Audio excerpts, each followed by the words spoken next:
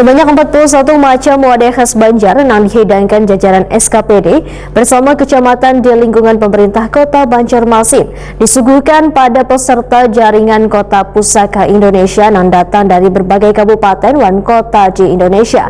Setelah peserta berjalanan sambil berolahraga di kawasan Siring Menara Pandang, Jalan Pertenden Banjarmasin, Paisukan Jumat 20 September 2024. Sebanyak 41 macam wadah khas Banjar yang dihidangkan jajaran SKPD bersama kecamatan di lingkungan pemerintah Kota Banjarmasin disuguhkan pada peserta jaringan Kota Pusaka Indonesia yang datang dari berbagai kabupaten dan kota di Indonesia. Wadah khas Banjar ini dihidangkan setelah peserta berjalanan sambil berolahraga di kawasan Siring Menara Pandang, Jalan Pertenden Banjarmasin, Paisukan Jumat 20 September 2024. Wali Kota Banjarmasin Ibnu Sina Wahetakuni Prima TV memadakan pada hari ketiga pelaksanaan jaringan Kota Pusaka Indonesia, beban peserta disuguhkan berbagai kuliner khas Banjar. Hari ini terima kasih banyak SKPD Kota Banjarmasin sudah mempersembahkan 41 macam wadah Banjar untuk tamu-tamu spesial istimewa dari JKPI Jaringan Kota Pusaka Indonesia yang hadir di Banjarmasin sampai di hari ketiga ini. Jadi untuk yang hari ini khusus untuk melayani tamu-tamu, tapi karena ini hari Jumat sekaligus Jumat berkah, wadah-wadahnya dibagikan aja. Tapi secara umum memang wadah-wadah kita kan manis-manis dan nyaman-nyaman, cocok lah untuk selera.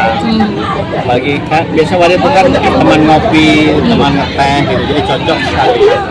Mudah-mudahan mereka berkesan dan sebagian juga ini ada yang mirip-mirip dengan daerah-daerah lain dengan penyebutan yang berbeda. Tadi katanya. Ya, oke.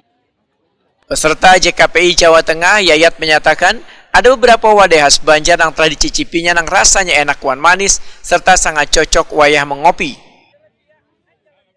Luar biasa ya, saya kira termasuk destinasi wisata yang perlu dikembangkan.